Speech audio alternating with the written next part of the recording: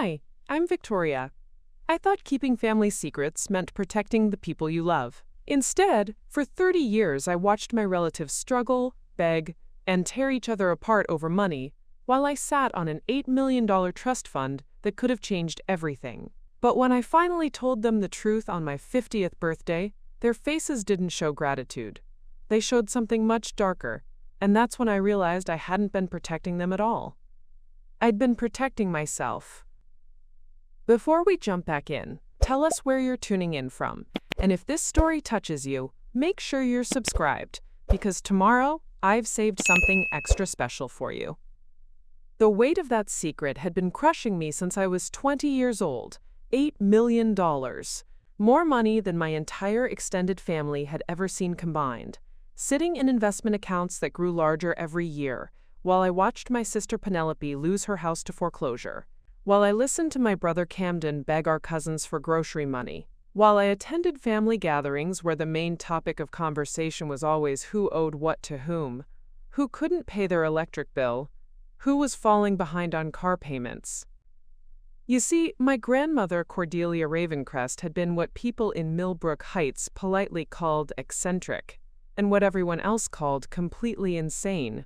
She'd made her fortune in the 1960s buying up worthless swampland in what would later become the most expensive suburb in 3 counties. When developers came knocking 30 years later, she sold it all for an absolute fortune. But Cordelia had some very specific ideas about money, family, and character. She died when I was 19, leaving behind a will that read like something out of a psychological thriller. The bulk of her estate, $8 million, would go to one grandchild, not split between us all, not divided fairly, but given entirely to whoever she deemed, quote, most worthy of carrying on the family legacy without being corrupted by easy wealth. The catch? The chosen heir couldn't tell anyone about the inheritance until they turned 50. 31 years of absolute secrecy, where the money would go to charity. She chose me. Not Penelope, who'd been her obvious favorite and spent every weekend helping her tend to those prize-winning orchids. Not Camden, who'd dropped out of college to take care of her during her final illness. Not our cousins Jasper and Beatrice, who'd named their children after her. Me. Victoria, the quiet middle child who'd always kept to herself, who'd studied accounting because numbers never lied or played favorites. The letter she left me was written in her spidery handwriting on cream-colored stationery that smelled like her lavender perfume. Victoria, you understand the value of patience and the danger of entitlement. Guard this gift well. Let them find their own strength first. Trust me, darling. This burden will teach you more about love than any fairy tale ever could. Burden. That's exactly what it became. I was 20 when I got access to the first monthly disbursement, enough to live comfortably but not lavishly. I moved from our hometown of Millbrook Heights to the city of Ashford Creek, got my CPA license, and built a quiet, unremarkable life. I told everyone I worked for a small accounting firm. I drove a reliable Honda, lived in a modest apartment, and carefully crafted the image of someone who is doing okay, not struggling, but not exactly thriving either. Meanwhile, my family's financial situation went from bad to catastrophic. Penelope married young to escape our chaotic household, only to discover her husband Trevor had a gambling addiction that would eventually cost them everything. I watched her go from a bright, ambitious teacher to a hollow-eyed woman working 3 jobs to keep her kids fed. She called me every few months, voice-breaking, asking if I could spare $50 for school supplies or help with the electric bill. I always said yes to small amounts. Enough to help, but not enough to raise suspicions about where a junior accountant was getting extra cash. Camden never married, never found his footing after dropping out of college. He drifted from job to job, relationship to relationship, always seeming to have potential that never quite materialized. He developed a drinking problem that cost him his driver's license, then his apartment, then eventually his dignity. Family gatherings became exercises in watching everyone else pretend not to see him sneaking drinks, or notice the tremor in his hands. Our cousins, Jasper and Beatrice, inherited our grandfather's small hardware store, but they had no head for business. Within 5 years, they'd run it into the ground trying to compete with big box stores. They lost the shop, then their homes, and eventually had to move their kids in with various relatives. Jasper started working construction to pay off the debt, and Beatrice took a job at a call center, her dreams of running the family business buried under an avalanche of bankruptcy papers. And through it all, I said nothing. Every Christmas dinner where someone couldn't afford gifts, every birthday party held at the community center because nobody's house was big enough or nice enough, every funeral where we had to pass around a collection plate just to cover the burial costs, I sat there with my modest clothes and my unremarkable car and my carefully practiced expressions of sympathy, all while knowing I could solve every single problem with what amounted to pocket change from my monthly distributions. The guilt was a living thing, growing heavier each year, but so was something else, a growing certainty that my grandmother had been right about something crucial.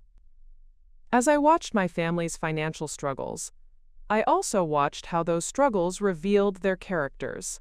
The begging, the manipulation, the way they turned on each other when money got tight, the casual cruelty they showed to whoever was doing slightly better, the way they'd gang up on anyone who dared to say no to a loan request. By the time I turned 49, I'd been keeping this secret for almost 30 years. The trust fund had grown to over $12 million through careful investment, and I'd used maybe 1/10 of the income it generated. I lived well, but not extravagantly, traveled modestly, owned a small house in a nice neighborhood in Ashford Creek. To my family, I was Victoria, the accountant who'd done okay for herself, successful enough to occasionally help out with small loans, but not wealthy enough to solve everyone's problems. But my 50th birthday was coming, and with it my freedom to finally tell the truth. I thought they'd be happy, I thought they'd be grateful. I thought 30 years of watching them struggle had prepared me for their reaction. I was wrong about everything. Preparing and narrating this story took us a lot of time, so if you are enjoying it, subscribe to our channel, it means a lot to us. Now back to the story. Before we dive deeper into this story, I want to ask you something. Have you ever kept a secret so big it felt like it was eating you alive from the inside? Drop a comment below and let me know about a time when staying silent felt like the right choice until it absolutely wasn't. Because what I'm about to tell you will make you question everything you think you know about family loyalty and the true cost of protecting people from themselves. Here's what I need you to understand before we continue. This isn't just a story about money. This is about what happens when you realize that the people you've been trying to shield from hardship have been showing you exactly who they really are all along, and you were just too guilty to see it clearly. But here's the twist that nobody, not even I, saw coming. When I finally revealed that $8 million secret on my 50th birthday, thinking it would bring my family together and solve all their problems, I discovered something that made the money seem insignificant by comparison. What I found out about my family that night didn't just change everything I thought I knew about them, it changed everything I thought I knew about myself. And by the end of this story, you'll understand why sometimes the most loving thing you can do is let people face the consequences of their own choices, even when you have the power to save them. Because the real secret wasn't the money I'd been hiding for 30 years. The real secret was what my grandmother knew about our family that I was too naive to see. And when the truth finally came out, it wasn't just my inheritance that got exposed. It was 30 years of lies, manipulation, and betrayal that ran so deep, it made my little secret look like child's play. So stick around, because this story is about to take some turns that will leave you questioning whether blood really is thicker than water, and whether sometimes the people who claim to love you the most are actually the ones you should trust the least. The old Ravencrest family home sat like a monument to better times on Sycamore Ridge, its Victorian bones still elegant, despite the peeling paint and sagging front porch that nobody had bothered to repair in years. October in Millbrook Heights painted everything in shades of amber and rust, the maple trees lining the street dropping their leaves in lazy spirals that crunched underfoot like broken promises. The air carried that sharp bite of approaching winter, mixed with the smoky scent of someone burning leaves 3 houses down and the faint smell of Mrs. Holloway's apple cider from next door. I pulled into the cracked driveway at exactly 6 o'clock, my sensible Toyota looking modest next to Camden's rusted pickup truck and Penelope's dented minivan that Trevor hadn't bothered to fix after the accident last spring. The house loomed in front of me, its dark windows reflecting the early evening sky like empty eye sockets. This was where we'd gathered every year for family dinner on my birthday, a tradition that had somehow survived even as everything else fell apart around us. The front steps creaked under my weight, the same creak they'd made when I was 7 years old, racing up them after school to tell Grandmother Cordelia about my day. Back then, this house had been pristine, every surface polished, every room filled with the kind of quiet luxury that comes from old money carefully maintained. Now the brass doorknob was tarnished green, and I could see through the frosted glass panels that someone had duct-taped plastic sheeting over the broken window in the front hallway, probably to keep the October wind from whistling through the house. Inside, the familiar smell hit me like a physical blow: dust, old wood, and that peculiar musty scent that comes from not quite enough heat and too much accumulated sorrow. The hardwood floors that Grandmother had been so proud of were scarred and dull now, and I could see water stains on the ceiling where the roof had leaked last winter. The wallpaper in the entryway, once an elegant cream and gold pattern, had started peeling in long, sad strips that curled toward the floor like fingers reaching for something they'd never touch. Voices drifted from the dining room, and I could hear the particular tension that had become the soundtrack to our family gatherings over the past decade. Penelope's voice, pitched high with barely controlled stress. "I told you we couldn't afford the good wine, but you insisted on getting something decent for Victoria's birthday." Trevor's defensive mumble in response, probably already 3 beers deep despite the early hour. Camden's laugh, too loud and slightly manic, the kind of sound that meant he was either very drunk or very sober, and fighting to stay that way. I hung my coat on the same hook I'd used as a child, next to a mirror that had lost half its silver backing, creating an abstract pattern of dark spots that made my reflection look fragmented, incomplete. The carved wooden banister leading upstairs was still beautiful, but I could see the places where someone had dinged it moving furniture, probably during one of the many times someone in the family had to move back in temporarily over the years. The dining room table was set with Grandmother's good china, the spode she'd collected piece by piece during her travels in the 1950s. But several pieces were clearly missing now, gaps in the pattern that told their own story of desperation and pawn shops. The centerpiece was a sad little arrangement of grocery store flowers, already wilting, stuck in what looked like an old mayonnaise jar because apparently the crystal vases had disappeared along with some of the china. Penelope stood at the sideboard, her hands shaking slightly as she arranged rolls in a basket. At 38, she looked older than our mother had at 50, stress and exhaustion carved into the lines around her eyes, her brown hair showing gray roots that she couldn't afford to touch up anymore. She'd lost weight she couldn't spare to lose, and her dress, one I remembered from Christmas 3 years ago, hung loose on her narrow frame. Camden sprawled in what used to be Grandfather's chair, looking like a scarecrow someone had dressed in thrift store clothes. His jeans had holes that weren't fashionable, and his flannel shirt was clean but so worn the pattern had nearly faded away. His hands wrapped around a coffee mug with white-knuckled intensity, and I could smell the whiskey he'd added to it from across the room.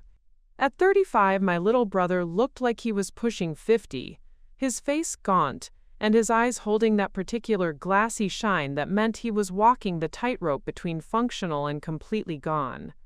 Trevor sat across from him, scrolling through his phone with the aggressive thumb movements of someone checking sports bets or lottery numbers. He'd put on weight since the gambling got really bad, the kind of soft bulk that comes from stress and cheap food and too much sitting around waiting for luck to change. His work shirt was stained with something that might have been motor oil or might have been barbecue sauce. With Trevor, it was impossible to tell. The overhead light fixture, another piece of grandmother's elegant past, cast harsh shadows across everyone's faces, highlighting every line of worry and exhaustion. Half the bulbs were burned out, and nobody had bothered to replace them, so the room felt dim and oppressive despite the brightness directly under the fixture. Through the kitchen doorway, I could see Jasper and Beatrice huddled together near the stove, their voices low and urgent. They looked like they were having the same conversation they'd been having for 5 years now, about money, about debt, about how they were going to make next month's rent, or their daughter's school fees, or the minimum payment on the credit cards they'd maxed out trying to save the hardware store. The whole scene felt like a tableau of quiet desperation, a family portrait painted in shades of worry and want. These were good people who'd been ground down by circumstances and their own poor choices, sitting in the ruins of what had once been prosperity, pretending that everything was fine while the walls literally crumbled around them.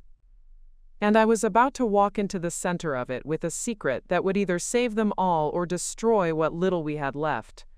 The weight of the trust fund documents in my purse felt heavier than the $8 million they represented, and for just a moment, standing in that doorway between the past and whatever came next, I wondered if my grandmother had been cruel or kind to burden me with this choice. The floorboard creaked under my foot, and 6 pairs of eyes turned toward me with expressions I'd seen 1,000 times before, hope mixed with barely concealed desperation, the look of people who'd learned to expect disappointment but couldn't quite stop wishing for miracles. "Happy birthday, Victoria," Penelope said, her voice bright with forced cheer. "We were just waiting for you." I stepped into the room, feeling like I was walking into the last scene of a play where nobody knew how it was supposed to end. Dinner unfolded with the familiar choreography of a family that had perfected the art of pretending everything was fine. Penelope had made her famous lasagna, though I could tell she'd stretched the meat with extra breadcrumbs and used the cheap cheese that never quite melted right. Still, she served it with the same proud smile she'd worn since we were teenagers, as if she was presenting a feast instead of a meal carefully calculated to feed 6 adults on a $20 budget. "The recipe's from Grandmother's cookbook," she announced, setting the casserole dish down with a slight tremor in her hands. "I found it last week when I was cleaning out the attic storage." She didn't mention that she'd been cleaning out the attic because she was planning to rent it out for extra income, but we all knew. Just like we all knew the cookbook had probably been the only thing up there worth keeping, everything else having been sold off piece by piece over the years. Camden raised his coffee mug in a mock toast, the whiskey smell now so strong I could taste it from across the table. "To Grandmother Cordelia," he slurred slightly. "May she rest in peace knowing her recipes live on, even if everything else got pawned." The bitterness in his voice cut through the room like a blade, and Penelope's smile faltered for just a moment before snapping back into place. "Camden," she warned, but there was no real authority behind it. We'd all learned years ago that calling him out on his drinking only made him louder, meaner. Trevor, desperate to change the subject, launched into a story about his latest get-rich-quick scheme, something involving cryptocurrency and a guaranteed investment opportunity that a guy at work had told him about. I watched Beatrice and Jasper exchange a look across the table, the kind of silent communication that comes from years of watching people you love make the same mistakes over and over again. "The way I see it," Trevor continued, cutting his lasagna with aggressive precision, "we're all sitting here complaining about money problems when there are opportunities everywhere. You just have to be willing to take risks. Like the risk you took on that football season that cost us the house?" Penelope's voice was sweet as poison, and I saw Trevor's jaw clench. This was how it always started. One careless comment that picked at an old wound, then the slow spiral into recriminations and blame that would carry us through to dessert. Jasper cleared his throat diplomatically. "Maybe we should talk about something else. It's Victoria's birthday, after all." He smiled at me with the kind of forced cheer that made my chest ache. 50 years old. That's a milestone. You must have some big plans, some dreams you're finally ready to pursue. The irony wasn't lost on me. If only he knew that my biggest dream for the past 30 years had been this exact moment. The freedom to finally tell them about the money that could solve every problem they'd just carefully avoided discussing. I took a sip of the bargain wine Trevor had insisted on buying and chose my words carefully. Actually, I've been thinking about making some changes, I said. Maybe it's time to stop playing things so safe. Camden snorted. Easy to talk about taking risks when you're the one who escaped. Got yourself a nice little accounting job in the city, cozy apartment, no responsibilities to anyone but yourself. There it was, the resentment that had been simmering under the surface for years. The unspoken accusation that I'd abandoned them, chosen my own comfort over family loyalty. What they didn't know was that every month I'd carefully calculated how much I could give them without raising suspicions about my income. Every small loan I'd offered had been a fraction of what I could afford, calibrated to help without revealing the truth. Victoria's done well for herself, Penelope said quickly, always the peacemaker. We should be proud of her success. Success, Beatrice repeated quietly, twirling pasta around her fork without actually eating it. Must be nice to have that kind of freedom. To make choices based on what you want instead of what you can barely afford. The weight of their words settled over the table like a blanket soaked in guilt and unspoken accusations. This was the pattern we'd fallen into over the years, gathering together to maintain the illusion of family unity while carefully cataloging each other's failures and resentments. They saw me as the lucky one who'd gotten out, the sister and cousin who'd built a stable life while they'd struggled and sacrificed. What they couldn't see was the way I'd been drowning in my own way for 30 years, watching them suffer while knowing I had the power to end it all with a single phone call. Every birthday dinner like this one, every holiday gathering where someone couldn't afford gifts, every emergency call from Penelope asking for help with groceries, I'd sat through all of it with a secret that felt like it was burning a hole through my chest. Trevor's phone buzzed, and he glanced at it with the quick, guilty movement of someone checking gambling sites. "Excuse me for a second," he mumbled, stepping away from the table. Through the kitchen window, I could see him pacing in the backyard, phone pressed to his ear, probably talking to his bookie, or checking on some bet he'd placed earlier. "He's getting worse," Penelope said quietly once he was out of earshot. Her facade cracked just enough to let the exhaustion show through. "The counseling sessions are expensive, and they don't seem to be helping. Last week I found out he'd been using the grocery money to place online bets." Camden laughed, but there was no humor in it. "At least he's still trying to pretend he's got it under control. I gave up on pretending years ago." He held up his coffee mug in another mock toast. "Here's to being honest about what a disaster you are." Jasper reached across the table and put his hand over Beatrice's. They'd been married 15 years, and I could see the weight of their shared struggles in the way they moved together, the quiet communication of two people who'd learned to comfort each other in the ruins of their dreams. "We got the final notice yesterday," Beatrice said suddenly, her voice barely above a whisper. "The apartment. We have until the end of the month." The silence that followed was deafening. Penelope's fork clattered against her plate, and Camden stopped mid-sip, suddenly more sober than he'd been all evening. "How much do you need?" Penelope asked automatically, even though we all knew she was barely keeping her own head above water. "More than any of us have," Jasper replied. "It's not just the rent. It's the back rent, the late fees, the damage deposit for anywhere new. We're looking at $5,000 just to start over, and that's if we can find a landlord willing to overlook our credit scores. $5,000. I spent more than that on vacation last year. It was sitting in my checking account right now, earning interest, while I decided what restaurant to try next weekend." But I couldn't say that. Couldn't reveal that what seemed impossible to them was pocket change to me. Instead, I did what I'd been doing for 30 years. I offered what seemed reasonable for someone in my supposed financial position.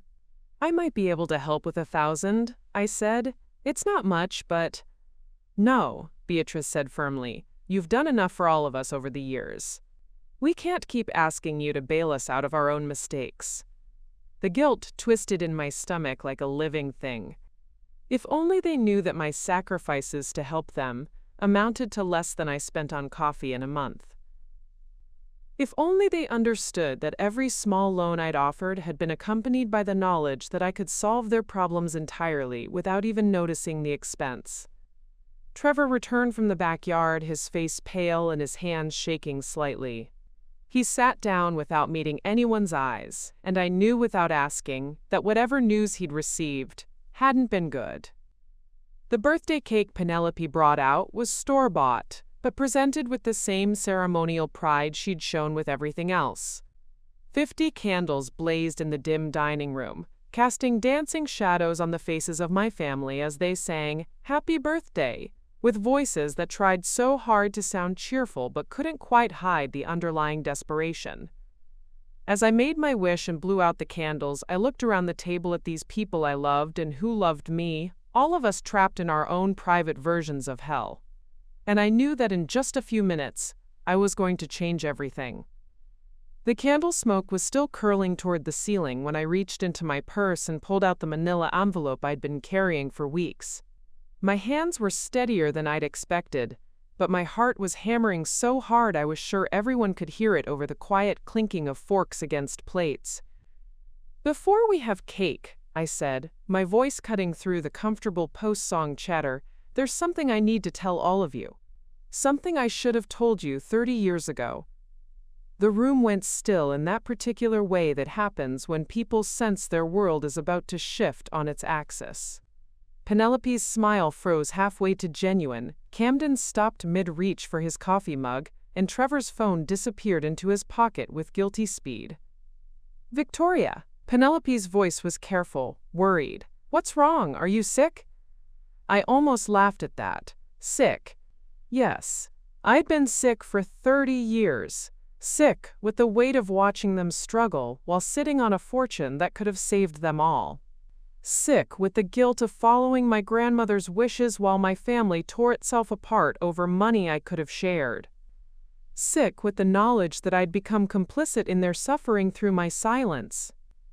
"I'm not sick," I said, opening the envelope with hands that only trembled slightly. "But I haven't been honest with you, any of you, and it stops tonight." I pulled out the first document, the trust fund statement from last month, $12,437,862. The numbers seemed to glow on the page under the dim dining room light. "This is my bank statement," I said, placing it in the center of the table next to the birthday cake, "from one of my investment accounts." Camden leaned forward, squinting at the paper, and I watched his face change as his brain processed what he was seeing. His mouth opened, then closed, then opened again like a fish gasping for air. "That can't be right," he said finally. That says millions." 12 million, to be exact," I confirmed, "plus the income from another account that's been paying me roughly $40,000 a month for the past 30 years. The silence that followed was deafening. I could hear the grandfather clock in the hallway ticking, the distant sound of a car passing on Sycamore Ridge, even the faint hum of the refrigerator in the kitchen. But from my family, nothing. Beatrice was the first to speak, her voice barely above a whisper. "I don't understand." So I told them everything. About Grandmother Cordelia's eccentric will, about the 30-year silence clause, about watching them struggle while I sat on a fortune that grew larger every year. I explained about the test she'd designed, about her belief that money should go to someone who understood its value, about the burden of keeping the secret until my 50th birthday. With each word, I watched their faces change. Confusion gave way to shock, shock to disbelief, and disbelief to something much darker. By the time I finished explaining, Trevor was gripping the edge of the table so hard his knuckles had gone white, and Penelope looked like someone had slapped her. "You've had this money," she said slowly, "for 30 years. The full amount for 30 years, yes. The monthly income started when I turned 21. 30 years, Camden repeated, his voice rising. 30 fucking years while I've been living in my car half the time, while Penelope lost her house, while Jasper and Beatrice. He stopped, shaking his head like he couldn't quite process what he was hearing. You watched me work 3 jobs, Penelope said, and her voice was so quiet it was almost worse than shouting. You watched me choose between groceries and medicine for the kids. You watched Trevor's gambling destroy our marriage, because I was so desperate for money I couldn't see straight. And you had millions. The will specified. I started, but Jasper cut me off. Fuck the will, he exploded, standing up so fast his chair scraped against the floor. You could have helped us, all of us. Do you know what we've been through?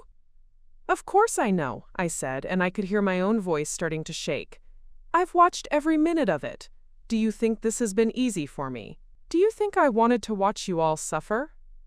But you did watch, Beatrice said, tears starting to stream down her cheeks. You sat right there, month after month, year after year, and you watched us beg each other for grocery money while you were sitting on millions. Trevor's laugh was ugly, bitter.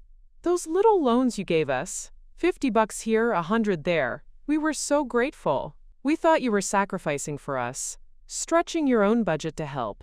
He shook his head in disgust. It was fucking pocket change to you.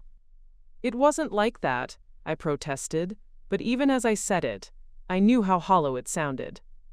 What was it like then? Camden demanded. Explain to me how this wasn't exactly like that. Explain to me how you justified watching Penelope lose her house, when you could have paid off her mortgage with what you probably spend on lunch in a month. The guilt I'd carried for 30 years was nothing compared to the weight of their accusation, their betrayal, their pain. Because they were right. Every word they were saying was true. I had watched them suffer when I could have stopped it. I had made excuses about grandmother's wishes and character building and the value of struggle when the real truth was much simpler and much worse. I had been afraid. Afraid of their reaction. Afraid of changing our family dynamic. Afraid of the responsibility that would come with revealing the truth. I had hidden behind grandmother Cordelia's conditions because they gave me permission to do what I wanted to do anyway, keep the money to myself. You're right, I said finally, the words feeling like broken glass in my throat. You're absolutely right. I should have told you years ago. I should have helped more. I should have. Should have, Camden snarled. Well, guess what, sister? Should have doesn't pay my rent. Should have doesn't get Jasper and Beatrice their house back. Should have doesn't unfuck 30 years of watching the people you claim to love destroy themselves. Penelope was crying now, quiet tears that somehow hurt more than screaming would have. My children, she whispered. My children went without Christmas presents because I couldn't afford them. They wore second-hand clothes to school and got made fun of. They watched me work myself into the ground, and you could have changed all of that. I can change it now, I said desperately. That's why I'm telling you. Tomorrow, I can start transferring money to all of you. I can pay off your debts, buy Jasper and Beatrice a house, get Camden into treatment, pay for the kids' college. With what? Trevor snapped. With guilt money? With your fucking charity? It's not charity, it's family. No, Camden said, standing up and swaying slightly. Family would have told us 30 years ago. Family would have shared the burden instead of watching us carry it alone. What you're offering now isn't family. It's trying to buy your way out of 30 years of betrayal. The word hit me like a physical blow. Betrayal. That's what this was, wasn't it? Not protection, not following grandmother's wishes, not character building. Betrayal. Pure and simple. I looked around the table at these people I loved, at their faces full of hurt and anger and something that looked suspiciously like hatred, and I realized that in trying to protect the family secret, I had destroyed the family itself. The envelope of trust fund documents sat in the middle of the table like an accusation, surrounded by the remains of a birthday dinner that had turned into a funeral for relationships that might never recover. And for the first time in 30 years, I understood exactly what my grandmother had really given me. Not a gift, a curse. The aftermath of my revelation hung in the air like smoke from a house fire. Nobody moved to clear the dinner plates, nobody touched the birthday cake. We all just sat there in the wreckage of what had been our family dinner, staring at the bank statements spread across grandmother's china-like evidence at a crime scene. It was Beatrice who broke the silence, her voice so quiet I had to strain to hear her. "The hardware store," she said, her words coming out in choppy fragments. "When we were losing the hardware store, when we came to you, crying, begging for help with the bank loan. You said you were sorry, but your savings were tied up in retirement accounts." I remembered that conversation. It had been 3 years ago, in this same dining room. Jasper and Beatrice had driven over after receiving the foreclosure notice, desperate and humiliated, but still hoping family could save them. I had sat in this same chair and told them I wished I could do more, that I only had about $15,000 in liquid savings and couldn't afford to risk it all. The truth was, I had spent more than their entire loan amount on a vacation to Europe that same month. $15,000, Jasper repeated now, his voice hollow with disbelief. "You told us $15,000 was all you could risk. The loan we needed was $35,000. $35,000 to save a business that had been in our family for 3 generations. "I could have written you a check that day," I whispered, the admission scraping against my throat like sandpaper. "I could have saved the store without even touching the principal of the trust fund." Camden let out a sound that was half laugh, half sob. "Jesus Christ, Victoria. Do you even understand what you did? That store wasn't just their livelihood. It was their identity. It was grandfather's legacy. It was supposed to be something they could pass down to their kids." I watched Beatrice's face crumple as the full weight of what she'd lost hit her again, magnified now by the knowledge that it had been preventable. Their daughter Madison had grown up in that store, learning to count by organizing inventory, dreaming of someday expanding it into a chain. Now Madison was working at a fast food restaurant to help pay for community college because they couldn't afford the state university she'd been accepted to.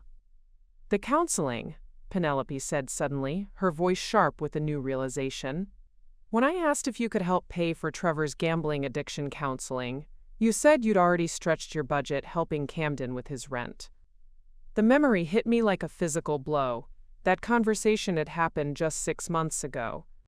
Trevor had finally admitted he needed professional help, but their insurance wouldn't cover residential treatment, and the outpatient programs had waiting lists. The private counselor they'd found charged $300 per session, and Penelope had calculated they'd need at least 20 sessions to make real progress. $6,000. I had spent more than that on new furniture for my guest bedroom the week before. I wanted to help, I said weakly, but even I could hear how pathetic it sounded. "You wanted to help," Trevor repeated, his face flushed with alcohol and rage. "You wanted to help, but not enough to actually do it. Not enough to inconvenience yourself." "You don't understand the position I was in," I protested. "The will specifically said—" "Fuck the will!" Camden exploded, slamming his coffee mug down so hard the handle broke off. "Grandmother Cordelia has been dead for 30 years. She's not here to see what her sick little Tess did to this family." But as the words left his mouth, a terrible thought began to form in my mind. I looked around the table at my family, at Camden with his trembling hands and bloodshot eyes, at Trevor with his flushed face and guilty phone checking, at Penelope worn down to nothing by years of impossible choices, at Jasper and Beatrice clinging to each other in their shared failure. What if this had been exactly what grandmother had expected? The realization hit me like ice water in my veins. Grandmother Cordelia hadn't been eccentric. She'd been calculating. She'd watched this family her entire life, seen the patterns, the weaknesses, the way people behaved when money was involved. She'd known Camden had an addictive personality, even as a teenager. She'd watched Trevor charm his way through high school while never quite taking responsibility for anything. She'd seen how Penelope tried to fix everyone else's problems, even when it meant sacrificing herself. And she'd chosen me not because I was worthiest, but because I was the most cowardly. I was the one who would follow rules without questioning their purpose. I was the one who would choose compliance over courage, who would hide behind someone else's instructions, rather than make the hard choice to help. She hadn't wanted to reward the family member with the strongest character. She'd wanted to punish the ones with the weakest. She knew, I said out loud, the words tumbling out before I could stop them. Grandmother knew exactly what would happen. "What are you talking about?" Penelope asked, but there was something in her voice that suggested she was beginning to understand, too. The will, the 30-year clause, all of it. She didn't want to test my character. She wanted to test yours. All of yours. She wanted to see what you'd become if you had to struggle, if you had to face your problems without a safety net. The silence that followed was different from before. This wasn't shock. This was the terrible weight of understanding. "She was studying us," Beatrice whispered, "like lab rats." "And I was the lab assistant," I added, the full horror of it settling over me. I was the one who was supposed to watch and take notes while you all suffered. Camden's laugh was bitter as broken glass. "Well, congratulations. What did you learn? What was grandmother's big scientific conclusion about the Ravencrest family character?" I looked around the table at the evidence of 30 years of struggle. Camden's addiction, born from despair and hopelessness.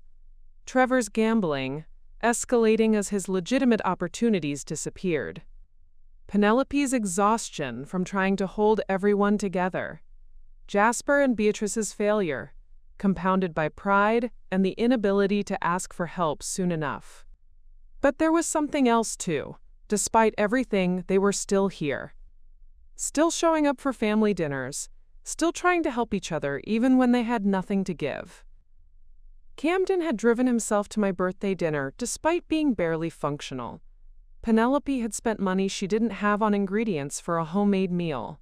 Jasper and Beatrice had come even knowing they'd have to listen to everyone else's problems when their own were overwhelming. "She was wrong," I said finally. "Whatever she thought she was proving, she was wrong. You're all still here, you're all still trying. Despite everything that's happened, despite every reason you have to give up on each other, you're still here." "Don't," Trevor said harshly. "Don't you dare try to make this into some heartwarming story about family bonds. We're here because we don't have anywhere else to go. We're here because this is all we have left." "Maybe," I said, "but you're still here." Camden stood up abruptly, swaying slightly but managing to keep his balance. "I need air," he muttered, heading toward the back door. "I need to think about this." "Camden, wait." Penelope started, but he was already gone, the screen door slamming behind him with a sound like a gunshot. Through the kitchen window, I could see him in the backyard, pacing back and forth under the ancient oak tree where we'd played as children. His movements were agitated, desperate, the movements of someone trying to outrun thoughts that would follow him no matter how fast he moved. "This changes everything," Jasper said quietly. "Not just the money, though God knows that changes everything too, but knowing that it was all deliberate, all planned." "It makes us lab rats," Beatrice finished. "It makes our entire adult lives into some kind of twisted experiment that we never consented to. And it makes me the worst kind of collaborator," I added, "someone who could have ended the experiment at any time but chose not to." Penelope was crying again, but these tears were different, angrier, more bitter. 30 years, she said. 30 years of my life, gone. 30 years of struggling and sacrificing and making impossible choices, and it was all unnecessary. It was all just to satisfy a dead woman's curiosity about human nature. The birthday cake sat between us. Its 50 candles now just waxy stubs in pools of melted wax, and I realized that this wasn't just the end of my secret-keeping. This was the end of our family as we'd known it. Whatever happened next, we could never go back to the way things were before I'd opened that envelope. The question was whether we could find a way forward, or whether Grandmother Cordelia's final experiment would succeed in destroying us all. I didn't sleep that night. How could I? I sat in my hotel room at the Millbrook Heights Inn, the same place I'd stayed during my annual visits home for the past decade, staring at the trust fund documents spread across the small desk like pieces of a puzzle I was finally ready to solve. The family dinner had ended with people walking out in different directions, promises to, quote, talk about this later, that felt more like threats than reconciliation attempts. But something had shifted inside me during those awful hours around the dining room table. For 30 years I'd been passive, reactive, hiding behind my grandmother's instructions like they were divine commandments. I'd let fear and guilt paralyze me into inaction. Now, sitting in the lamplight, with the sound of October wind rattling the hotel windows, I realized that passivity was just another form of choice, and it had been the wrong one. I pulled out my laptop and opened a fresh document. If I was going to fix this, if it could be fixed, I needed a plan.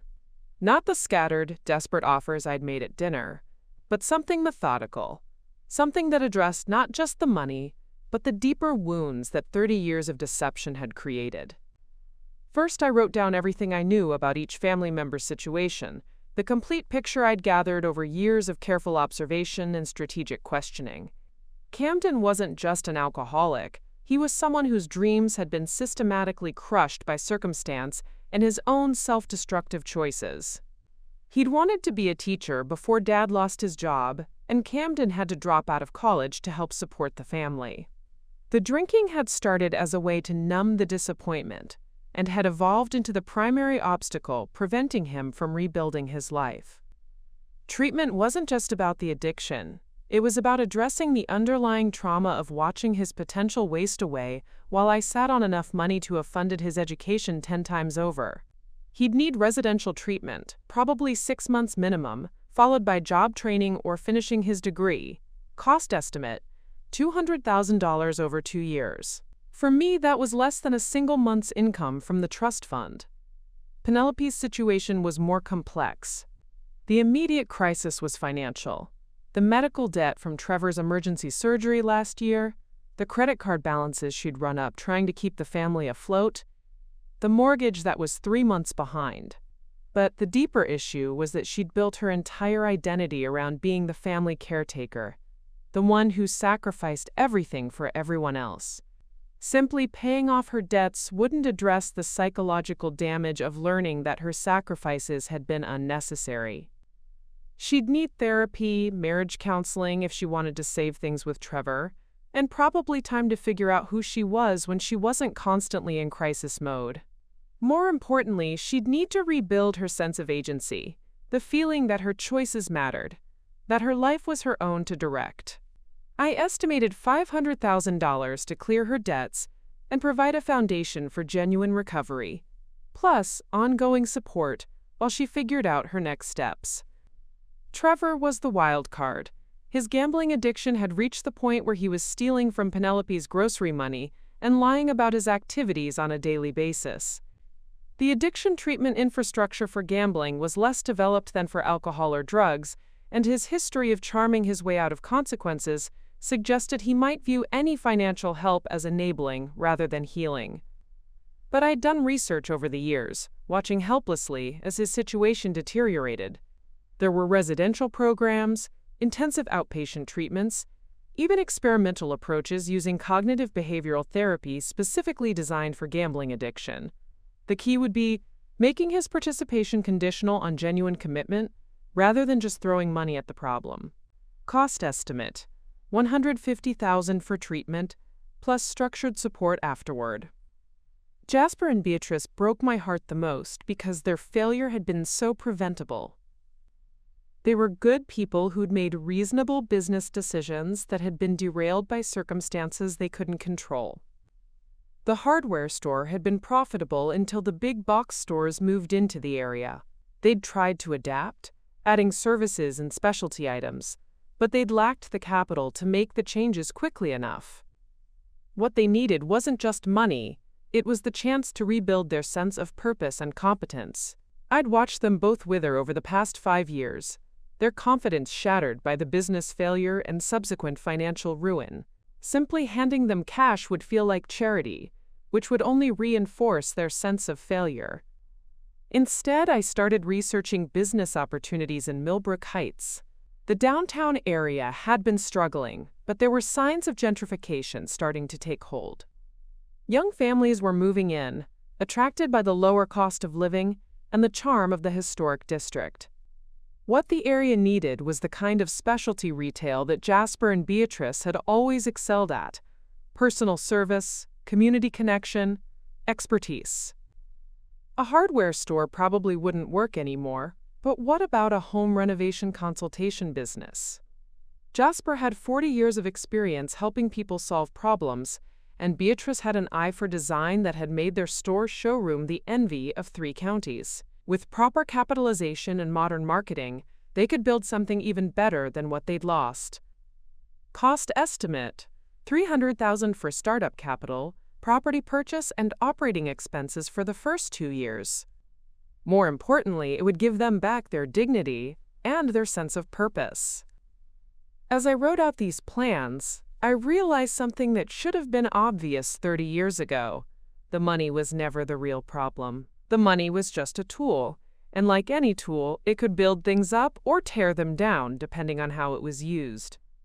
For 3 decades, I'd let the existence of the money paralyze me into inaction. Now I was beginning to see how it could be used to repair some of the damage that inaction had caused. But I also knew that money alone wouldn't fix the broken trust, wouldn't erase the years of watching each other struggle, wouldn't undo the psychological damage of learning that their suffering had been unnecessary. Those wounds would take time and work and probably professional help to heal, if they could heal at all. The hardest part would be convincing them to accept any help from me. After tonight's revelations, I was no longer their sister and cousin who'd done reasonably well for herself. I was the person who'd betrayed them for 30 years, who'd chosen compliance over courage, who'd let a dead woman's twisted experiment destroy their lives while I lived in comfort.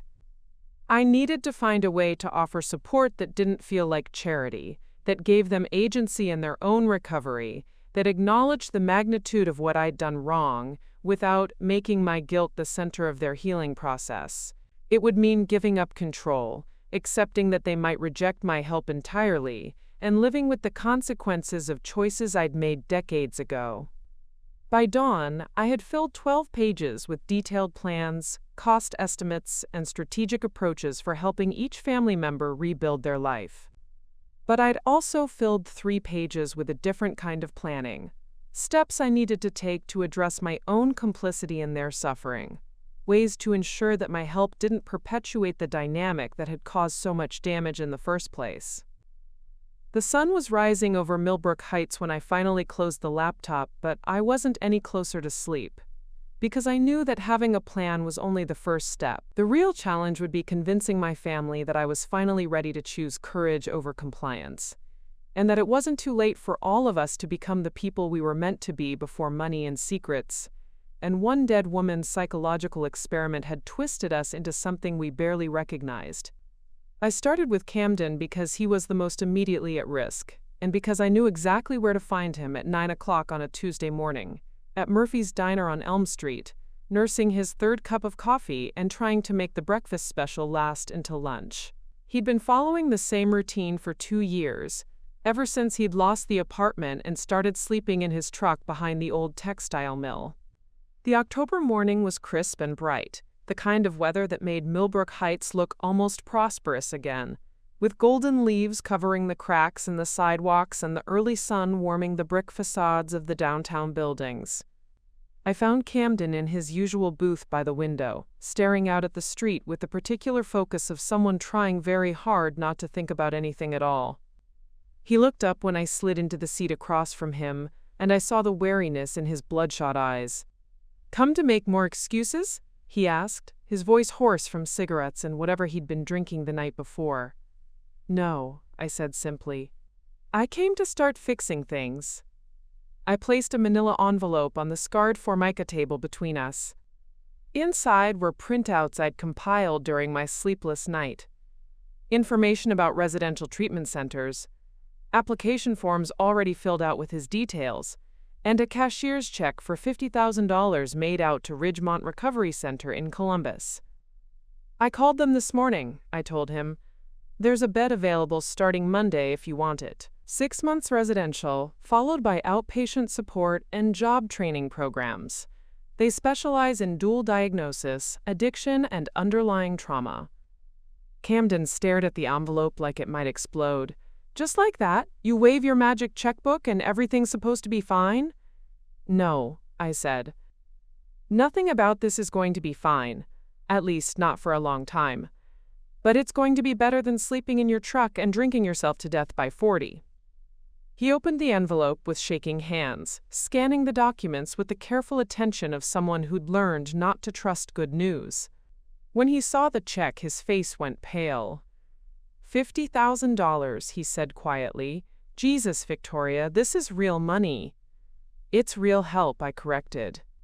"The money is just a tool. You still have to do the work." For a moment, I thought he was going to cry. Then his expression hardened again. "And what's the catch? What do I have to do to earn your charity?"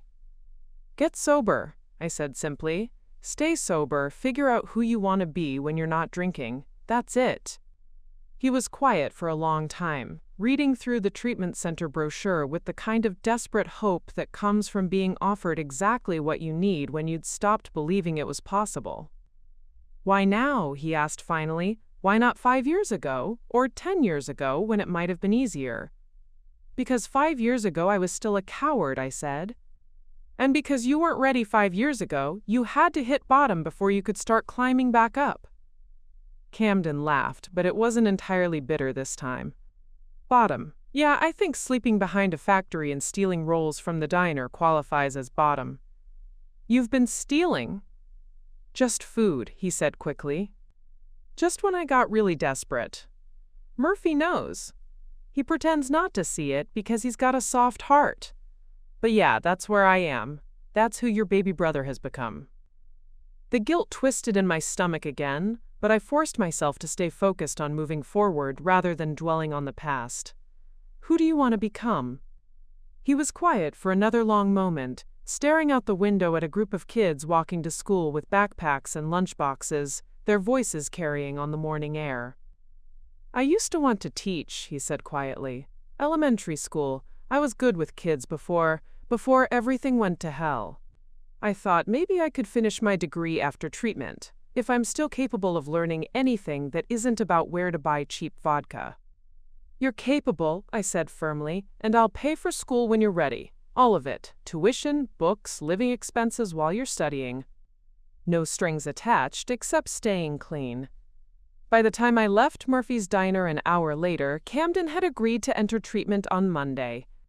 More importantly, he'd agreed to call me when he was ready, rather than disappearing into the program and cutting off all contact like he'd originally planned. My next stop was Penelope's house, though calling it a house was generous. The small ranch on Oakwood Drive had been their dream home when she and Trevor first bought it 15 years ago. Now it looked like a place where dreams went to die. Peeling paint, broken shutters, a front yard full of weeds because they couldn't afford a lawnmower repair. I found Penelope in the kitchen, surrounded by bills and legal documents, her laptop open to what looked like a debt consolidation website. She didn't look up when I knocked and let myself in through the unlocked back door. "Trevor's at work," she said without turning around. "If you're here to fight with him about last night, you'll have to wait until this evening." "I'm not here to fight," I said. "I'm here to help." This time I'd brought a folder instead of an envelope. Inside were estimates I'd gotten from 3 different financial advisors about debt consolidation and payoff strategies, along with contact information for marriage counselors who specialized in addiction recovery, and another cashier's check, this one for $200,000. "I want to pay off your mortgage," I said, sitting down at the kitchen table across from her mountain of paperwork, "and your credit cards and the medical bills, and anything else that's keeping you awake at night. I want to give you enough breathing room to figure out what you actually want your life to look like." Penelope finally turned to look at me, and I was shocked by how much older she looked than she had just 2 days ago. The stress of the revelation had carved new lines around her eyes, and there was a brittleness to her expression that made her look like she might shatter at any moment. "And what do you want in return?" she asked. "I want you to stop sacrificing yourself for everyone else," I said. "I want you to go to therapy and figure out who you are when you're not constantly in crisis mode. I want you to make choices based on what you want instead of what you think everyone else needs from you." She laughed, but it was a broken sound. "You want me to be selfish." "I want you to be healthy," I corrected. "There's a difference." We talked for 2 hours about practical details: which debts to pay off first, how to structure the mortgage payoff to avoid tax complications, how to tell the kids that their financial situation had suddenly improved without explaining the full scope of family dysfunction they'd been born into. But we also talked about harder things, about how Penelope had built her identity around being needed, around being the one who solved everyone else's problems. About how the financial stress had become so much a part of her daily reality that she wasn't sure who she'd be without it. About how angry she was, not just about the money I'd hidden, but about the 30 years she'd spent believing that struggle was noble and that asking for help was weakness. "I need time," she said finally, holding the check like it might disappear if she gripped it too tightly. "I need time to process all of this before I can even think about what comes next." "Take all the time you need," I said. "The money isn't going anywhere, and neither am I." By Thursday afternoon, I had similar conversations with Jasper and Beatrice. They were the hardest to convince because their pride had been so thoroughly shattered by the business failure. The idea of accepting help from me, especially given what they now knew about my financial situation, felt like another kind of failure. But when I showed them the business plan I'd developed for the home renovation consulting company, something shifted in their expressions. They weren't just being offered charity.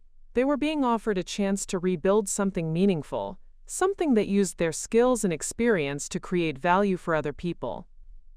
"You really think this could work?" Beatrice asked, studying the market analysis I'd commissioned from a small business development center in Columbus. "I think you two are the smartest business people I know," I said. "I think you understand this community better than any consultant from the outside ever could. And I think you're ready to stop punishing yourselves for circumstances that were largely beyond your control." Trevor was last, and also the most resistant.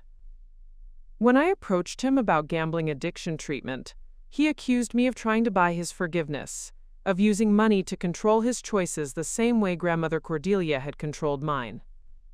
"Maybe you're right," I said, "but you're killing yourself and destroying your marriage, and I can afford to help you stop.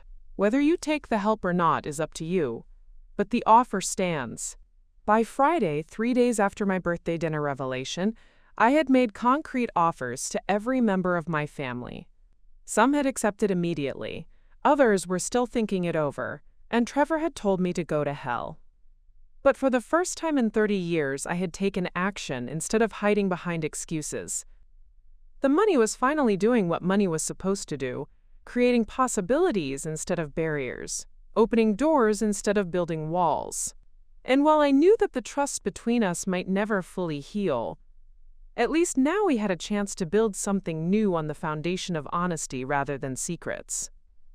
Word travels fast in a town like Millbrook Heights, especially when it involves money and family drama. By the following Monday, when Camden checked into Ridgemont Recovery Center and Penelope paid off her mortgage in full, the whispers had already started circulating through the coffee shops and grocery store checkout lines. It began innocently enough. Mrs. Henderson at the bank noticed when Penelope came in to handle the mortgage payoff, bringing a cashier's check for an amount that was more than most people in town made in 3 years. Bank tellers, despite their professional discretion, are still human, and by lunchtime, half the downtown business district knew that something significant had happened with the Morrison family finances. Then there was Camden's sudden departure for treatment. For 2 years, he'd been a fixture at Murphy's Diner and O'Malley's Bar, a cautionary tale that mothers used to warn their teenagers about the dangers of drinking. His abrupt disappearance, coupled with Penelope's newfound financial stability, created a puzzle that the town's informal information network was determined to solve. The pieces started coming together when Jasper and Beatrice began meeting with commercial real estate agents about storefront properties on Main Street. Word spread quickly that they were looking at the old Patterson's furniture building, prime real estate that had been empty for 3 years because the rent was too high for most local businesses. The fact that they were asking about purchasing rather than leasing raised eyebrows throughout the business community. By Wednesday, I was getting phone calls from people I hadn't heard from in years. Childhood friends, former neighbors, even my high school English teacher, all suddenly interested in catching up after decades of minimal contact. The conversations followed a predictable pattern: casual pleasantries, questions about my work in Ashford Creek, and then the careful probing about my family's sudden good fortune. "I heard Penelope was able to resolve some of her financial difficulties," said Margaret Holloway, who'd lived next door to the family house for 40 years and had witnessed every crisis and celebration from her front porch. "That must be such a relief for all of you." The tone was friendly enough, but I could hear the curiosity underneath. In a town where everyone knew everyone else's business, unexplained financial windfalls were cause for suspicion.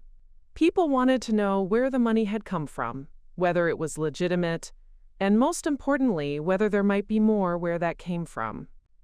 The real shift in public perception began at Thursday evening's town council meeting.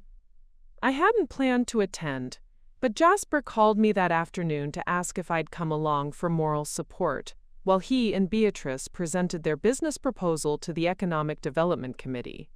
The town had been struggling to revitalize its downtown district for years, and any serious investment proposal was treated as front-page news. The council meeting was held in the basement of the municipal building, a cramped space with folding chairs and fluorescent lighting that made everyone look slightly ill. About 30 people were in attendance, the usual mix of local business owners, concerned citizens, and retirees who treated town council meetings as their primary form of entertainment. When Jasper and Beatrice stood up to present their proposal for Millbrook Home Solutions, I could feel the room's attention sharpen. They'd prepared a professional presentation, complete with market analysis, projected revenue, and a detailed plan for how their business would complement existing downtown merchants rather than competing with them. "We're proposing a full-service home improvement consultation company," Jasper explained, his voice stronger and more confident than I'd heard it in years. "Design services, project management, coordination with local contractors, and specialized product sourcing. We'd be serving the new residents moving into the Heritage District, as well as longtime homeowners looking to renovate." The business plan was solid. I'd made sure of that by hiring professional consultants to review their proposal before they presented it. But what struck me was how the room responded to them. These were people who'd watched Jasper and Beatrice lose their family hardware store, who'd seen them struggle and fail and nearly lose everything. Now they were looking at a couple who'd somehow found the resources and determination to start over. Councilmember Patricia Webb asked the question everyone was thinking: "This is obviously a significant investment. Do you have the necessary capital backing?" Beatrice glanced at me before answering. "We have a family investor who believes in the project and in our ability to make it successful." That was the moment when the room's collective attention shifted to me. Suddenly, 30 pairs of eyes were focused on the quiet woman in the back row who'd grown up here but moved away for work. People began putting together the pieces: my presence at the meeting, the timing of my family's improved circumstances, my professional background that would allow me to evaluate business investments. After the meeting, I found myself surrounded by curious neighbors and former classmates. The questions started politely but became increasingly direct as people realized I wasn't deflecting or denying their suspicions. "Victoria, honey," said Ruth Palmer, who'd taught Sunday school at St. Mark's for 30 years, "people are saying you've come into some money. Good for you, dear. It's wonderful to see someone from our community doing well." "More than well, from what I hear," added Bob Richardson, who owned the hardware store that had eventually replaced Jasper and Beatrice's. Takes significant capital to back a business venture like the one your cousins just proposed. I could have continued deflecting, could have maintained the fiction that I was just a successful accountant who'd saved carefully over the years. But standing there in the municipal building where I'd attended school board meetings as a child, surrounded by people who'd known my family for generations, I made a decision that surprised even me. My grandmother left me a trust fund, I said simply. A substantial one. I'm using it to help my family rebuild their lives. The silence that followed was profound. Then the questions came in a rush. How much money? When had I inherited it? Why had nobody known about it before? I answered as honestly as I could, without revealing the full scope of Grandmother Cordelia's psychological experiment, or the extent of my 30-year deception. What happened next surprised me. Instead of the resentment or suspicion I'd expected, I saw something else in their faces: relief, and even a kind of validation. For years, people in town had watched my family struggle and had offered what help they could: small loans, job referrals, emotional support. They'd wondered if there was more they should be doing, whether they were somehow failing as a community. Learning that there had been resources available all along, that the struggles they'd witnessed were partially self-imposed rather than purely circumstantial, seemed to absolve them of guilt they'd been carrying without realizing it. "Well, I'll be damned," said Murphy O'Brien, who'd been quietly feeding Camden free meals for months. "Here I was, thinking that boy was going to drink himself to death, and there was nothing anyone could do about it." "Sometimes people have to be ready to accept help," said Dr. Sarah Chen, who'd been discreetly providing medical care to several of my family members despite their inability to pay promptly. "Sounds like your family is finally ready." By the time I left the meeting that night, the story was already evolving from gossip into something closer to legend. The Ravencrest family had come back from the brink, thanks to a mysterious inheritance and a daughter who'd finally decided to share her good fortune. It wasn't entirely accurate, but it was a narrative the community could understand and even celebrate. Over the following days, I noticed a change in how people in town interacted with my family members. Penelope was no longer treated with the careful sympathy reserved for people in chronic crisis. Jasper and Beatrice were approached as serious business owners rather than objects of pity. Even Camden's absence was discussed with hope rather than resignation. The external validation was both gratifying and uncomfortable. On one hand, it felt good to see my family treated with dignity again, to watch as their own sense of self-worth began to rebuild. On the other hand, I was acutely aware that this positive attention was based on incomplete information. The community was celebrating a redemption story while remaining unaware of the decades of unnecessary suffering that had preceded it. But perhaps that was for the best. Millbrook Heights needed success stories, needed proof that people could overcome adversity and rebuild their lives. If my family's recovery could serve as inspiration for others facing their own struggles, then maybe some good could come from all the years of waste and pain. The money had finally stopped being a secret and started being a tool for healing, not just for my family, but for an entire community that had been watching and worrying and wondering if there was anything they could do to help. The first sign of trouble came on a rainy Thursday morning 3 weeks after the town council meeting. I was having coffee in my hotel room, reviewing quarterly reports from my investment manager, when my phone rang with a number I didn't recognize. The voice on the other end was crisp, professional, and completely unwelcome. "Ms. Ravencrest, this is Jennifer Walsh from the Ohio Department of Taxation. We need to schedule a meeting regarding some irregularities in your recent financial reporting." My stomach dropped. What kind of irregularities?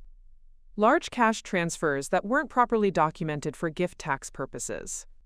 "We've received information suggesting you may have failed to report substantial gifts to family members. I'd prefer to discuss this in person." The call lasted only 5 minutes, but by the time I hung up, my hands were shaking. Someone had reported me to the state tax authority. Someone who knew enough about my recent financial activities to understand the potential tax implications. Someone who wanted to cause maximum damage to my family's newfound stability. I didn't have to wait long to find out who. The second call came that afternoon. this time from a lawyer's office in Columbus. Trevor had hired an attorney and was challenging the trust fund distribution, claiming that grandmother Cordelia's will had been executed under suspicious circumstances, and that I had manipulated family members into accepting gifts that were legally questionable.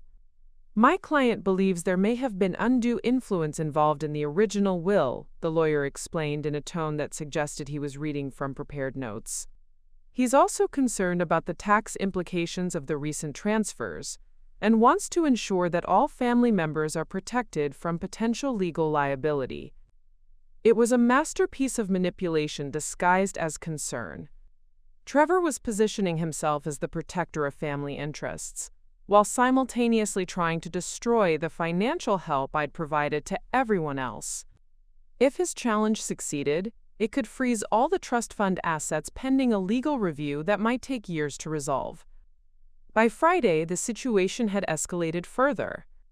I received a certified letter from a private investigator that Trevor had hired, requesting detailed financial records going back 30 years. The letter referenced possible fraud, money laundering, and tax evasion, accusations that were baseless but serious enough to trigger additional scrutiny from state and federal agencies. The timing wasn't coincidental. Camden was in his 3rd week of treatment and making real progress for the first time in years. Penelope had started therapy and was beginning to rebuild her relationship with her children now that financial stress wasn't consuming every moment of her day. Jasper and Beatrice had signed a lease on the Main Street property and were weeks away from opening their new business. Trevor was trying to destroy all of it. The worst part was that he was using the family's own trust against them. He'd convinced his lawyer that I had been hiding assets from the IRS for decades, that the recent gifts were an attempt to distribute money quickly before authorities could seize it, and that everyone who'd accepted my help was now potentially liable for receiving stolen or improperly reported funds. "He's scared," Penelope said when I called to warn her about the potential legal implications. "He's watching everyone else get better while he keeps getting worse, and he can't stand it." But fear was a dangerous motivator, especially when combined with Trevor's talent for manipulation and his growing desperation as his gambling debts mounted. I'd learned from private conversations with Penelope that he'd borrowed money from people who weren't particularly patient about repayment schedules, the kind of people who used intimidation and violence to collect debts. The pressure was making him increasingly unstable. He'd started showing up at family members' houses at odd hours, demanding to know exactly how much money I'd given them, and insisting that they were being used as pawns in some elaborate scheme. When Beatrice refused to answer his questions about the business loan, he'd threatened to call the IRS himself and report them for tax fraud. "He's trying to burn everything down," Jasper told me during an emergency family meeting at Penelope's house. "He can't get clean, so he wants to make sure nobody else can either." The legal challenges were serious enough to require immediate attention. I hired a tax attorney and a estate planning specialist, both of whom confirmed that while my position was legally sound, defending it would be expensive and time-consuming. More importantly, the ongoing legal uncertainty could jeopardize everything I'd set in motion. Camden's treatment center required financial guarantees that couldn't be provided if the trust fund assets were frozen pending litigation. Jasper and Beatrice's business loan had personal guarantees that could be called due if their financial backing became uncertain. Even Penelope's mortgage payoff could be challenged if Trevor succeeded in having the gift classified as fraudulent. The stress was beginning to show on everyone. Penelope looked exhausted again, the same bone-deep weariness that had marked her face during the worst of their financial crisis. Jasper and Beatrice were talking about abandoning the business plans rather than risk getting caught up in a legal battle that could destroy them financially, even if they ultimately won. "Maybe we should just give the money back," Beatrice suggested during one particularly difficult conversation. "Tell Trevor he won, return everything to the trust fund, and go back to the way things were before." "Except Camden can't go back," Penelope said quietly. "He's in treatment. He's finally getting better if we pull him out now because we can't pay for it." She didn't finish the sentence, but we all knew what she meant. Camden had been suicidal before entering treatment, Destroying his recovery process might literally kill him. The situation reached its peak when I received a phone call from Camden himself, calling from the treatment center with his voice shaking with rage and fear. "They're saying I might have to leave," he said. "Trevor's lawyer contacted the center and told them the money for my treatment might be fraudulent. They're worried about liability if they keep treating me with funds that are under legal challenge." That was the moment I realized that Trevor wasn't just trying to hurt me.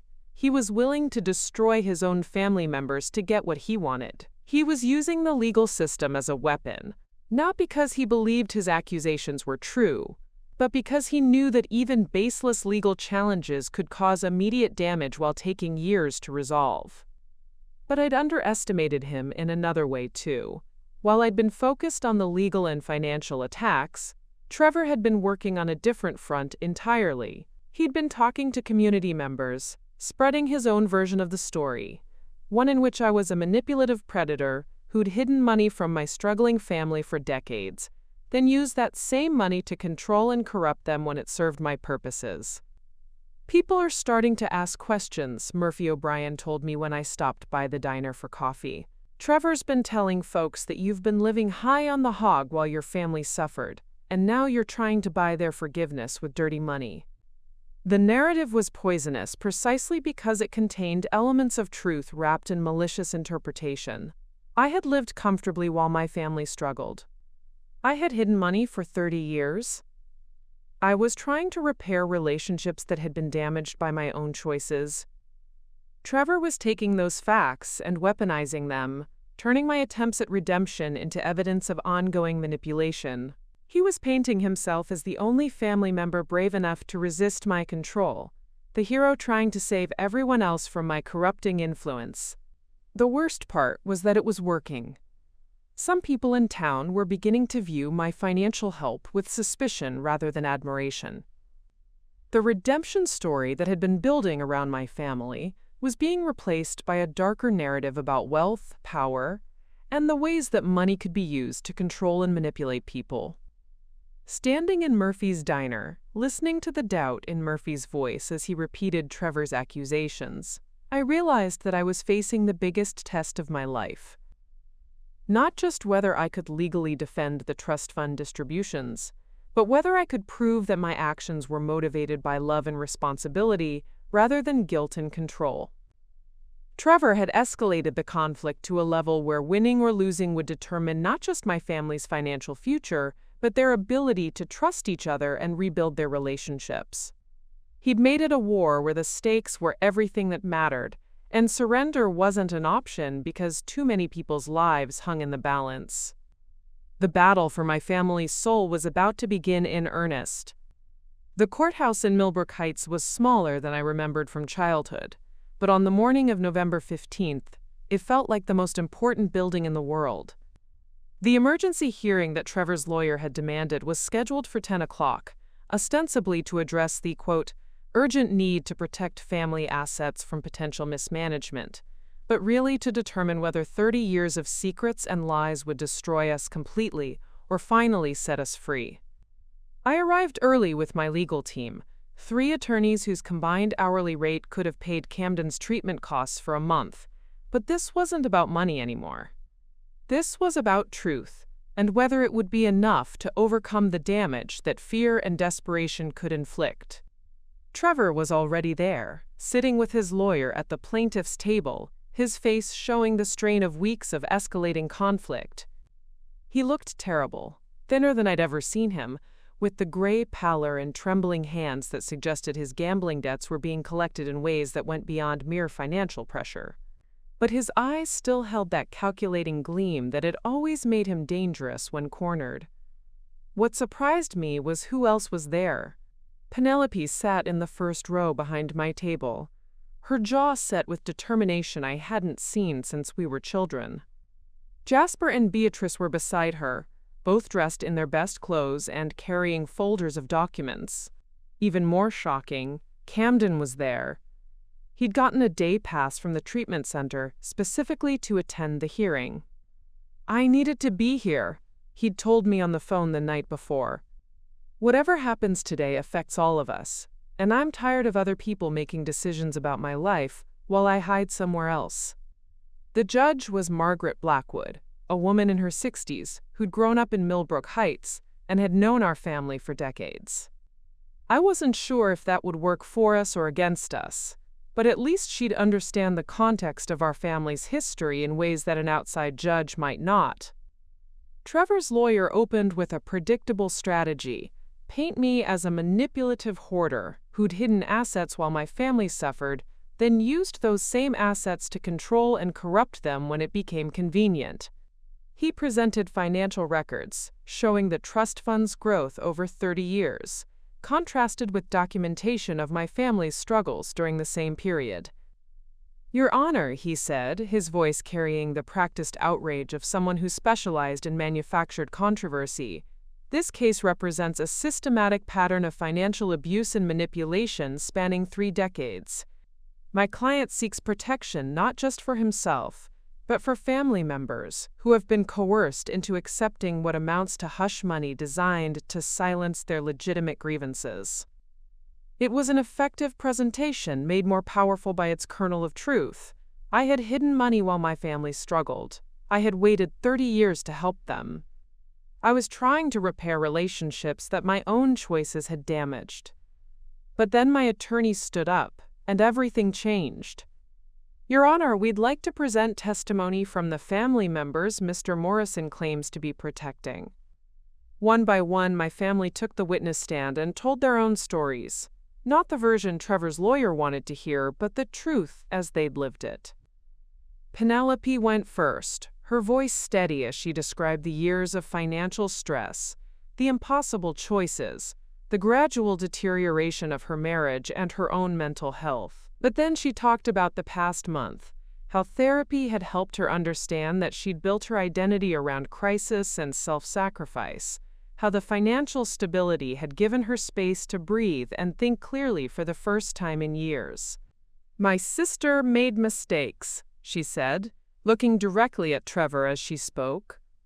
"She should have told us about the money years ago, but what she's trying to do now isn't manipulation. It's taking responsibility.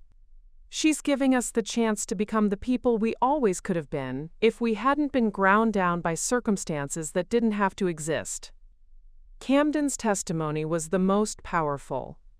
He spoke about his addiction, about the hopelessness that had driven him to drink, about sleeping in his truck and stealing food because he was too ashamed to ask for help. But he also talked about treatment, about beginning to understand the difference between rock bottom and the foundation you build on afterward. "Trevor wants to destroy my recovery because he can't stand watching other people get better when he won't," Camden said, his voice getting stronger as he spoke. "But I've been where he is. I know what it feels like to believe that if you can't have something good, nobody else should either.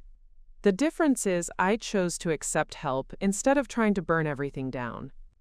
Jasper and Beatrice presented their business plan, explaining how Victoria's investment wasn't charity but a partnership based on their expertise and her capital. They'd done their homework: market research, competitive analysis, detailed financial projections that showed how their business would create value for the entire community.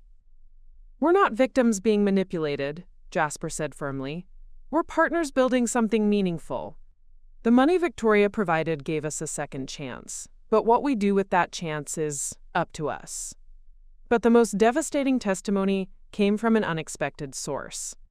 Dr. Sarah Chen, who'd been treating various family members for years, had been subpoenaed by Trevor's lawyer to testify about the psychological impact of sudden wealth on families in crisis.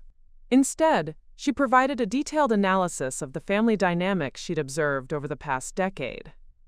"In my professional opinion," she said, "Mr. Morrison's legal challenge represents a classic pattern of addiction-driven sabotage. He's threatened by his family members' recovery because it highlights his own unwillingness to change. Rather than seeking help for his gambling addiction, he's attempting to destroy the progress others have made so he won't feel left behind." She went on to explain how Trevor had tried to borrow money from other family members to cover gambling debts, how he'd become increasingly volatile as his situation deteriorated, and how his accusations of manipulation were actually projection, describing his own behavior rather than Victoria's. The turning point came when Trevor took the stand himself. Under cross-examination, the facade of concerned family member crumbled quickly. My attorney methodically exposed the contradictions in his story, how he'd refused offers of help for his gambling addiction, while demanding that others reject assistance with their problems, how he'd accumulated massive debts while accusing me of financial irresponsibility, how he'd hired private investigators and tax attorneys with money he'd borrowed from loan sharks. "Mr. Morrison," my attorney said, "isn't it true that you owe approximately $80,000 to various creditors, including some who've threatened physical violence if you don't pay?" "That's not relevant," Trevor said, but his voice was shaking. "Isn't it also true that you've asked your wife to sign over the title to her car as collateral for additional gambling loans?" That was a temporary arrangement." "And isn't it true that you approached your sister-in-law about borrowing against her mortgage payments specifically to cover gambling debts you incurred after learning about Ms. Ravencrest's financial assistance to the family?" The silence that followed was deafening. Trevor's lawyer looked like he wanted to disappear, and I could see the moment when Trevor realized that his strategy had backfired completely. Instead of exposing my manipulation, he'd revealed the depths of his own desperation and the danger he posed to everyone around him. Judge Blackwood's ruling was swift and decisive. She dismissed Trevor's challenges to the trust fund distributions, noting that all the transfers had been properly documented and executed according to both the will's provisions and current tax law. More importantly, she issued a restraining order preventing Trevor from interfering with Camden's treatment, Jasper and Beatrice's business operations, or any other family member's financial arrangements. But the real victory wasn't legal, it was personal. As we left the courthouse, I saw something in my family's faces that had been missing for 30 years. Not just relief or gratitude, but genuine hope. They'd stood up for themselves, told their own stories, and chosen their own path forward, despite Trevor's attempts to sabotage everything. Trevor left alone, his lawyer having abandoned him after the disastrous testimony. I watched him walk to his car with slumped shoulders and shaking hands, and I felt something unexpected. Not triumph, but pity. He'd had the same opportunities as everyone else to accept help and rebuild his life, but his addiction and pride had made him choose destruction instead. The restraining order would protect the family from his interference, but it couldn't protect him from himself. That was a choice he'd have to make on his own, if he was still capable of making it.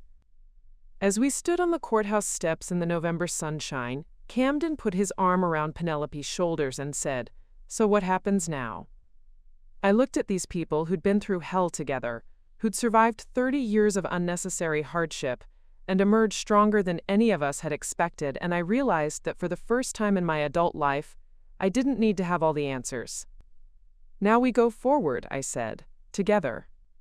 6 months later, I stood in the doorway of Millbrook Home Solutions, watching Jasper explain the intricacies of Victorian-era restoration to a young couple who'd bought one of the Heritage District houses. Beatrice was at the design station, sketching out kitchen renovation plans for another client, her face animated with the kind of enthusiasm I hadn't seen since before they'd lost the hardware store. The spring air drifted through the open storefront, carrying the scent of fresh paint and possibility. Main Street was busier than it had been in years. The coffee shop next door had expanded its hours, the antique store across the street had hired additional staff, and there was talk of a boutique hotel opening in the old bank building. Millbrook Heights was coming back to life, and my family's business was both a catalyst and a beneficiary of that renewal. Camden emerged from the back office, where he'd been updating the project management software that kept track of their growing list of clients. 4 months out of treatment, he looked like a different person, clear-eyed, purposeful, with the kind of quiet confidence that comes from knowing you've survived your worst impulses and come out stronger. He'd started college classes again, studying business management with a focus on small-town economic development. "Victoria," he said, grinning as he handed me a cup of coffee, "perfect timing. We just got confirmation on the Henderson House project, the biggest restoration job we've ever taken on. I smiled, feeling the warmth that came from watching someone discover what they were truly capable of when given the chance. Camden had found his calling in the intersection of business and community development, using the analytical skills that had made him good with numbers to help other families make smart decisions about their homes and investments. Penelope arrived with her two youngest kids, who immediately claimed the comfortable chairs in the consultation area and pulled out homework assignments. She'd started working part-time as a bookkeeper for several local businesses, including Jasper and Beatrice's company, but more importantly, she'd learned to prioritize her own needs alongside everyone else's. "How was therapy?" I asked, noting the relaxed set of her shoulders and the genuine smile that had replaced the brittle cheerfulness she'd worn for so many years. "Good," she said, settling into the chair beside me. "We talked about boundaries again.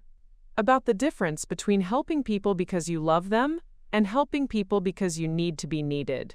She paused, watching her kids work on their math problems with the kind of focused attention that comes from not having to worry about whether there would be dinner on the table. It's still hard sometimes, recognizing when I'm falling back into old patterns. But it's getting easier. The transformation wasn't just personal, it was generational. Penelope's children, freed from the constant stress of financial uncertainty, were thriving in ways that had seemed impossible just months earlier. Her oldest daughter had made the honor roll for the first time. Her son had joined the school's robotics team. They were becoming the people they'd always had the potential to be, unencumbered by the weight of adult worries they'd never should have had to carry. As the afternoon wore on, other members of our extended family stopped by. Cousins who'd driven in from neighboring towns, aunts and uncles who'd heard about the business and wanted to see what Jasper and Beatrice had built. The conversation was easy, natural, with none of the underlying tension that had characterized family gatherings for as long as I could remember. But there was one notable absence. Trevor hadn't been seen in Millbrook Heights since the court hearing. According to mutual friends, he'd moved to Cincinnati and was supposedly getting help for his gambling addiction, though nobody had heard from him directly. The restraining order was still in effect, but more importantly, the family had learned to function without the chaos he'd brought to every interaction. "I miss him sometimes," Penelope admitted during a quiet moment when the kids were occupied and the business consultation had moved to the back office. Not the version of him that was trying to destroy everything, but the person he used to be before the gambling took over. "Maybe he'll find his way back to that person," I said. "People can change, even when it seems impossible." "Maybe," she agreed. "But not until he's ready to do the work himself. We can't save someone who doesn't want to be saved." It was a lesson we'd all learned the hard way, that love without boundaries isn't actually love, and that sometimes the most caring thing you can do is let people face the consequences of their choices while making it clear that help will be available when they're ready to accept it. As evening approached and the store began to wind down for the day, I found myself reflecting on the journey that had brought us to this point. The trust fund that had once felt like a curse now seemed like exactly what Grandmother Cordelia had intended it to be, not a reward or a punishment, but a tool for understanding the difference between enabling and empowering, between controlling and caring. The money had given my family options, but they'd made their own choices about how to use those options. Camden could have used his financial stability to continue drinking without consequences, but he'd chosen recovery and growth. Penelope could have remained in her familiar role as family martyr, but she'd chosen to develop her own identity and priorities. Jasper and Beatrice could have taken the business loan and recreated their old life, but they'd chosen to build something bigger and better than what they'd lost. The most important lesson hadn't been about money at all. It had been about trust. Trust that people can change when they're given genuine support, rather than conditional help. Trust that families can heal, even from deep wounds, when everyone involved is willing to take responsibility for their part in the damage. Trust that sometimes the best thing you can do for someone is believe in their capacity to handle difficult truths and make hard choices. That evening, as I drove back to Ashford Creek, where I still maintained my quiet life and modest apartment, I felt a peace I hadn't experienced since childhood. The weight of secrets and guilt that had pressed down on me for 30 years was gone, replaced by something lighter but more substantial, the knowledge that I'd finally learned to use my resources in service of love rather than fear. My phone buzzed with a text from Camden. Family dinner Sunday, Penelope's making lasagna, and Jasper wants to show off the new project photos. Trevor's invited too if he ever decides to come home. I smiled, typing back my acceptance. There would always be complications, setbacks, and difficult conversations ahead. Families are messy, money is complicated, and people don't change overnight. But we'd proven that even the deepest damage can heal when everyone involved is willing to choose courage over comfort, truth over convenience, and love over control. The trust fund would continue to grow, providing security for future generations of our family. But more importantly, we'd learn to trust each other again, to believe that we could weather whatever storms came next because we'd already survived the worst ones together. Sometimes the greatest inheritance isn't money. It's the wisdom to know when to hold on and when to let go, when to offer help and when to step back, when to protect someone and when to trust them to protect themselves. Grandmother Cordelia had given me 30 years to learn those lessons, and while the tuition had been steep, the education had been worth every difficult moment. As I pulled into my driveway, I made a mental note to call my financial advisor in the morning. It was time to start planning for the next phase, not just managing the trust fund, but creating a foundation that could help other families facing similar challenges. Because the real secret I'd learned wasn't about hiding money or revealing it. It was about using whatever resources you have to help people become the best versions of themselves. And that was a secret worth sharing with the world. Have you ever kept a secret that felt like it was protecting someone, only to realize it was actually hurting them? Have you struggled with knowing when to help and when to step back and let people face their own challenges? Share your story in the comments below. Sometimes the most powerful thing we can do is help each other understand that we're not alone in these difficult choices. If this story resonated with you, subscribe for more real-life journeys about family, money, and the complicated ways we try to take care of each other. Because here we believe that every family's truth matters, even when it's messy, painful, and takes decades to figure out. Remember, the best gift you can give someone isn't solving their problems for them, it's believing in their ability to solve those problems themselves, and being there to support them when they're ready to do the work. Up next, you've got 2 more standout stories right on your screen. If this one hit the mark, you won't want to pass these up, just click and check them out.